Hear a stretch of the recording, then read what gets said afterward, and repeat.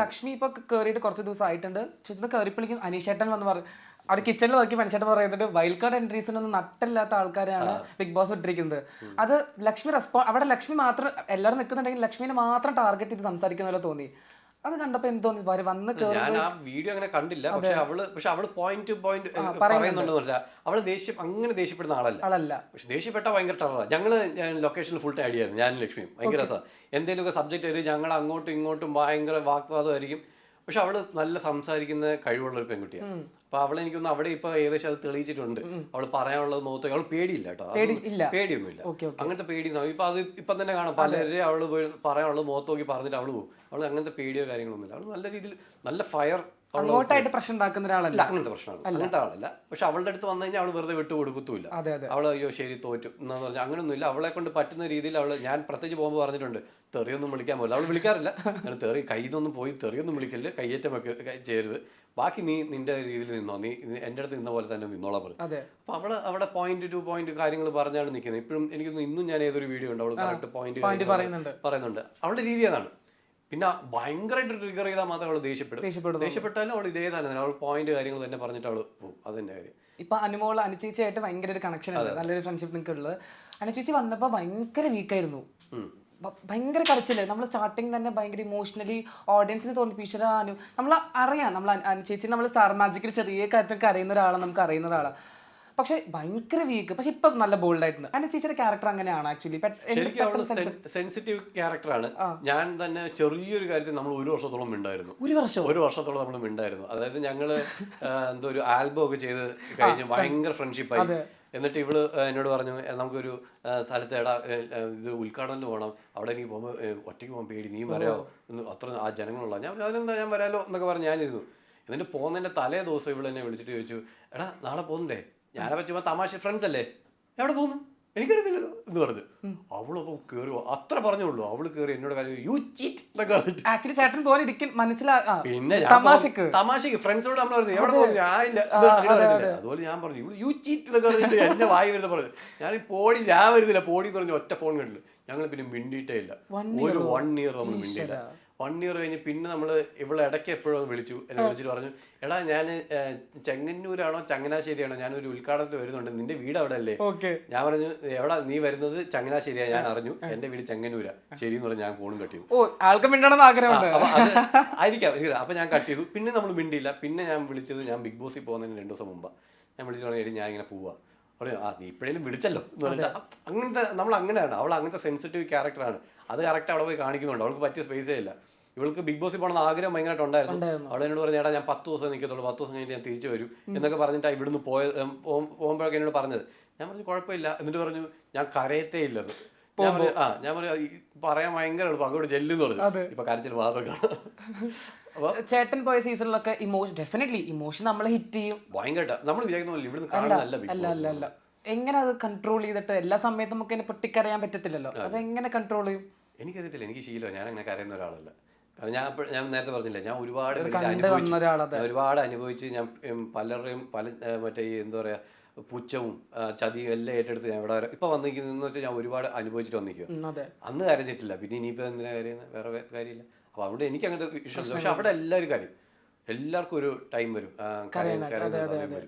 Mentally വീക്കാവും. നമ്മള് പുറം ലോകമായിട്ട് ഒരു ബന്ധമില്ല. ഈ റൂമിൽ നിങ്ങൾ ഒരു 2 ദിവസം ഇട്ടാൽ നിങ്ങൾ എന്തോ ഫോൺ പോലും ഇല്ലാതെ പ്രാന്താവത്തില്ലേ? തമ്മിൽ അടിയാവും, ഭയങ്കര ഫ്രസ്ട്രേഷൻ വരും. അതുപോലെയുള്ള അവിടെ. അപ്പൊ നമ്മൾ കുറച്ച് കഴിയുമ്പോഴത്തേക്കും നമ്മൾ പ്രാന്താവും, ആൾക്കാർക്കെല്ലാം പ്രാന്താവും. അതും ഫുഡും കൂടെ കിട്ടാണ്ടായ എന്ത് ചെയ്യും? അവിടെ റേഷനല്ലേ.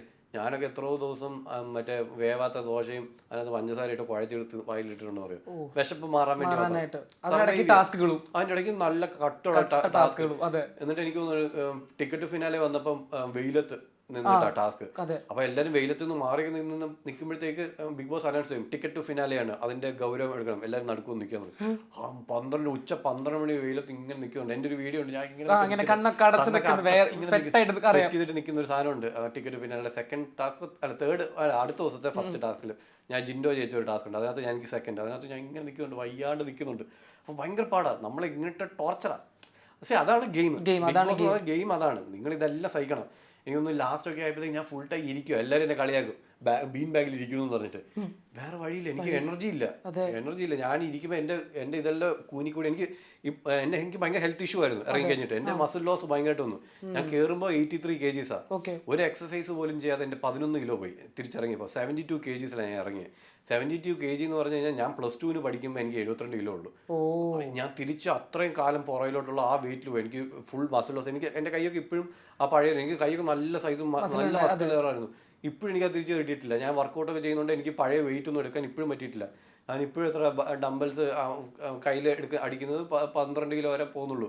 നേരത്തെ പോകുന്നതിന് മുമ്പൊക്കെ നമ്മൾ മറ്റേ ഫ്രണ്ട്സ് എല്ലാം പിള്ളേരോട് 20 കിലോ ഇട്ട് വാളിട്ട് അതിൻ്റെ കോമ്പറ്റീഷൻ 20 കിലോയൊക്കെ അടിച്ചുകൊണ്ടിരുന്ന സാധനം ഇപ്പം ഞാൻ 12 കിലോ ഇട്ടിട്ട് മുക്കി അടിക്കുന്നത്. ആ മസിൽ ലോസ് ഭയങ്കരമായിട്ട് വന്നു. അപ്പം മൊത്തത്തിൽ ഹെൽത്ത് ഇഷ്യൂ ആയി.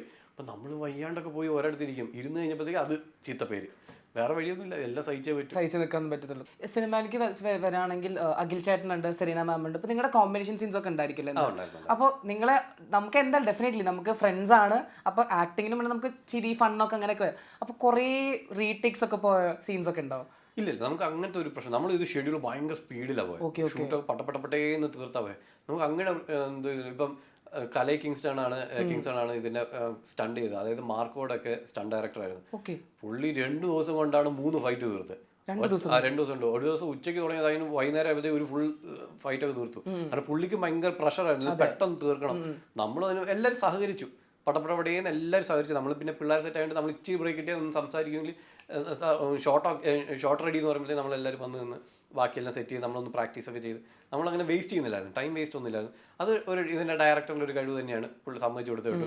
പുള്ളിയും അങ്ങനെ ഒരു ദേഷ്യപ്പെടുന്ന ആളല്ല ഇതിൻ്റെ ഡയറക്ടർ. അപ്പോൾ പുള്ളി എന്തെങ്കിലും പ്രശ്നം ഉണ്ടെങ്കിൽ പുള്ളി അടുത്ത് നിന്ന് അതെ ഇങ്ങനെ ഒന്ന് ചെയ്യുക കേട്ടോ. ഈ ചില ഡയറക്ടേഴ്സ് ഉണ്ട്, അവിടെ നിന്ന് വിളിച്ചു എന്നൊക്കെ പറയും. അങ്ങനെ ചെയ്ത് കഴിഞ്ഞാൽ നമ്മുടെ മൈൻഡ് എല്ലാവരും കൈൻഡായിട്ട് എല്ലാവരും ടീം മൊത്തം കൈൻഡ്. പ്രൊഡ്യൂസർ ആണെങ്കിലും എല്ലാം വന്നിട്ട് നമ്മുടെ അടുത്ത് വന്ന് സംസാരിക്കുമ്പോൾ ആരാ നമ്മൾ ചിന്തിക്കും, പിന്നെയാണ് പറയുന്നത് അത് പ്രൊഡ്യൂസർ. അപ്പൊ ഇതിന്റെ പ്രൊഡ്യൂസേഴ്സ് ഞങ്ങളെ വെച്ച് റിസ്ക് ആണ് എടുത്തിരുന്നത്. കാരണം വലിയ നടന്മാരുടെ ഡേറ്റ് എന്തായാലും കിട്ടൂല. പക്ഷെ ഇത് സിനിമ സ്വപ്നമായിട്ടാണ് ഒരു കൂട്ടം ആൾക്കാരുണ്ട്. അപ്പൊ അവര് ഇതിന്റെ ഡയറക്ടറും പ്രൊഡ്യൂസറും ഇവരെല്ലാം ഫ്രണ്ട്സ് ആണ്. അപ്പൊ ഇവര് വിചാരിച്ചു എന്നാ പിന്നെ നമുക്കൊരു സിനിമ ചെയ്യാം. അങ്ങനെ വന്നതാണ്. അവര് നമ്മളെ വെച്ച് ഒരു റിസ്ക് എടുത്തു. കാരണം ഞാൻ ഇതിനു മുമ്പ് 2 പടം ചെയ്തിട്ടുണ്ട്. പക്ഷെ അതൊന്നും അങ്ങനെ ഞാൻ വലിയ ലീഡായിട്ടുള്ള ക്യാരക്ടേഴ്സ് ഒന്നും അല്ല. പക്ഷെ എന്നാലും ചെയ്തിട്ടുണ്ട്. നമ്മളെ ആ ഒരു വിശ്വാസത്തിൽ അവർ എടുത്ത റെസ്പോൺസിബിലിറ്റിയാണ്. അപ്പൊ നമ്മളും 100% ഇട്ടു, അവരും 100%, എല്ലാവരും 100% ഇട്ട് കഷ്ടപ്പെട്ട ഒരു മൂവിയാണത്. ക്യാരക്ടറിന് വേണ്ടിയിട്ട് എന്തൊരു പ്രിപ്പറേഷൻ ആയിരിക്കും അഭിഷേകിന്റെ ഒരു ക്യാരക്ടറിന് വേണ്ടി പറയുകയാണെങ്കിൽ? ഞാൻ എന്റെ റിയൽ ലൈഫ് ക്യാരക്ടർ അല്ല അതിനകത്ത് വെച്ചാൽ ഞാൻ പേടിച്ചോടുന്ന എനിക്ക് എന്റെ ശരിക്കുള്ള ക്യാരക്ടർ എന്തെങ്കിലും പ്രശ്നം വന്നാൽ എന്താ റെസ്പോൺസ് ചെയ്തിട്ട് എന്തെങ്കിലും പ്രശ്നം ഉണ്ടെങ്കിൽ നെഞ്ചും പിരിച്ച് അവിടെ അടി കിട്ടിയാ കിട്ടി കുഴപ്പമില്ല.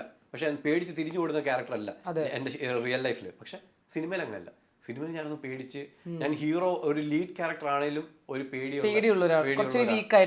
ഇച്ചിരി വീക്കാണ്. അപ്പം ഇതിനകത്ത് ഏറ്റവും പവർഫുൾ ക്യാരക്ടർ അഖിലേട്ടൻ്റെയാണ്. അപ്പൊ അഖിലേട്ടൻ്റെ ആണ് ഭയങ്കര പവർഫുൾ ആയിട്ടുള്ളത്. എനിക്ക് വെച്ചാൽ ഒരു ഇച്ചിരി വീക്ക്. അപ്പോൾ പക്ഷേ റിയൽ ലൈഫിൽ ഞാൻ അങ്ങനെ ഒരു വീക്കായിട്ടുള്ള ഒരാളല്ല. ഞാൻ പറയാനുള്ളത് മുഖത്ത് നോക്കി പറയും.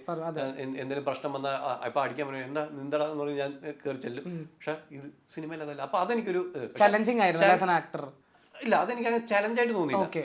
അഭിനയിക്കാതെ ഇത് പാഷനോട് വന്നല്ലേ, ചലഞ്ചല്ല. എനിക്ക് ഇഷ്ടമായിരുന്നു, ഇഷ്ടത്തോടെ അത് ചെയ്യുമായിരുന്നു. ഞാൻ എനിക്ക് അങ്ങനെ ഒരു എല്ലാവർക്കും എൻ്റെ അഭിനയം ഇഷ്ടപ്പെടുകയും ചെയ്തായിരുന്നു. അപ്പൊ അതുകൊണ്ട് എനിക്ക് അങ്ങനെ ചലഞ്ച് എന്ന് പറഞ്ഞത് ചലഞ്ചിങ് ക്യാരക്ടേഴ്സ് ചെയ്യണം എന്ന് എനിക്ക് ഭയങ്കര ആഗ്രഹമുണ്ട്. അതിനകത്ത് ഒരു ചലഞ്ചിങ് സാധനമുണ്ട്, കരയുന്നൊരു സീൻ ഉണ്ടായിരുന്നു. ഞാൻ കരയാറില്ല ലൈഫിൽ. പക്ഷെ ഞാൻ തന്നെ തുറന്ന് ഞാൻ ഡയറക്ടറോട് പറഞ്ഞു സാർ ഇവിടെ ഈ സീനിൽ ഞാൻ കരഞ്ഞോട്ടെ, അങ്ങോട്ട് പറഞ്ഞു. അപ്പൊ ഞാൻ ശരിയെന്ന് പറഞ്ഞിട്ട് അവര് അത് 2 ഷോട്ട് എടുത്തുള്ളൂ. ഒരു വൈഡും എടുത്തു, ഒരു ക്ലോസും എടുത്തു.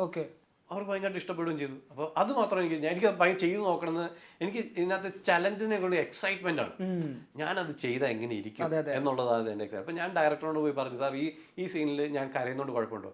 അപ്പോൾ പുള്ളി പറഞ്ഞു കരയുന്നത് നല്ലതാണ്, നമുക്ക് ആ ഒരു ഇമോഷൻ കിട്ടും, ഞാൻ ട്രൈ ചെയ്യട്ടെ എന്ന് പറഞ്ഞു. ചെയ്തോ എന്ന് പറഞ്ഞു. അവർ വൈഡ് വെച്ചു, കറക്റ്റ് ഒരെണ്ണം നല്ല ഒരെണ്ണം എടുത്തു. ഫസ്റ്റ് ഷോട്ട് അത് ഒറ്റ അത് എനിക്കിപ്പോഴും ഉണ്ട്. അത് കഴിഞ്ഞ് കുറെ പേര് കൈയടിച്ചു. ഞാൻ ഭയങ്കര ഹാപ്പി ആസ് ആൻ ആക്ടർ നമുക്കത് ഹാപ്പി ആയി. പിന്നെ ഒരു ക്ലോസ് വെച്ച് അവർ അത് എടുക്കുകയും ചെയ്തു. എനിക്കൊന്ന് കൂടുതൽ ഒരു ക്ലോസ് ആണ് അതിനകത്ത് യൂസ് ചെയ്തിട്ടുള്ളത്. അപ്പോൾ അത് ക്ലോസ് ആണ്. പക്ഷെ എനിക്ക് ഏറ്റവും കൂടുതൽ ഇഷ്ടപ്പെട്ട നമ്മൾ ഷോട്ട് നോക്കുമല്ലോ, എനിക്ക് ഏറ്റവും ഇഷ്ടപ്പെട്ട അതിനകത്ത് വൈറ്റ് ഷോട്ട് എനിക്ക് ഭയങ്കര ഇഷ്ടപ്പെട്ടു. പക്ഷെ അത് എനിക്ക് കൂടുതലായിട്ട് യൂസ് ചെയ്തിട്ടില്ല. എനിക്ക് അത് മാത്രമുള്ള സാധനം എത്ര കഷ്ടപ്പെട്ട് ചെയ്തത്. അത് ഒറ്റ ഷോട്ടിൽ അത് എല്ലാവരും ക്ലാപ്പ് അടിച്ചതാണ്. പക്ഷെ അവർ കൂടുതൽ വൈഡ് എടുത്തിട്ടുണ്ടെങ്കിലും ഈ എക്സ്പ്രഷൻ കൂടുതൽ കിട്ടാൻ വേണ്ടി അവർ ക്ലോസ് വെച്ചത്. പക്ഷെ ആ വൈഡിലാണ് എനിക്ക് കുറച്ചുകൂടി എൻ്റെ ഒരു അഭിനയത്തിൽ എനിക്ക് ഭയങ്കര ഇഷ്ടപ്പെട്ടു. അപ്പൊ അങ്ങനത്തെ കുറച്ച് അതൊരു ചലഞ്ച് അല്ല, ഇഷ്ടം. ഞാൻ നമ്മുടെ passion പുറകെ പാഷൻ പറയാൻ നമ്മൾ അങ്ങോട്ട് എന്ന് പറയാം എനിക്ക് ഇത് ചെയ്യണമെന്ന്. ഞാൻ പലവട്ടം പുള്ളിയോട് പറഞ്ഞു ഞാൻ ചെയ്യട്ടെ. അപ്പൊ ചില നമ്മള് റണ്ണിങ് സീനൊക്കെ ഉണ്ട്, സാറേ ഞാൻ ഇതിന്റെ മണ്ടേ കൂടെ ചാടട്ടെ, അങ്ങോട്ട് പറയും. ഞാൻ പറയും സാറേ ഇതിന്റെ മണ്ടേ കൂടെ ഞാൻ ചാടട്ടെ. അവർ അഭിഷേക് താഴെ വീണ് കഴിഞ്ഞാൽ എന്തെങ്കിലും പറ്റിയ ഞാൻ വീടില്ല ഞാൻ ചാടിക്കോളാം എന്ന് പറഞ്ഞ് ചാടുന്ന അങ്ങനത്തെ സീൻസ് ഒക്കെ ഉണ്ട്, അങ്ങനത്തെ പരിപാടിയൊക്കെ എടുത്തിട്ടുണ്ട്. അപ്പൊ ചിലരുടെ തൊണ്ട് ഓടയൊക്കെ ഉണ്ട്, സാറേ ഞാൻ ഓടി ഇങ്ങനെ ചാടി പോവാ, എന്തിനാ ഇവിടെ ബാക്കി. അപ്പൊ അതിന്റെ പുറകെ എന്റെ ബാക്കി 5 പേരും ഉണ്ടോ, അവരിതിനകത്ത് വല്ലതും വീണല്ലോ, നീ ചാടിയിട്ട് പോകും. അപ്പൊ അങ്ങനത്തെ കുറെ സാധനങ്ങളൊക്കെ ഉണ്ട്, ഭയങ്കര രസമുണ്ട്. ആ മൂവിയിൽ നല്ല രസമുള്ള കുറെ അങ്ങനത്തെ ഷോ സജഷൻസ് കൊടുക്കാൻ പറ്റിയില്ല, കൊടുക്കാനും പറ്റി. നിങ്ങൾ അത് കാണുമ്പോൾ നിങ്ങൾക്ക് അത് മനസ്സിലാവും. നമുക്ക്. ഓക്കെ, നമ്മൾ വെയിറ്റിംഗ് എന്തായാലും കാണാൻ പറ്റട്ടെ.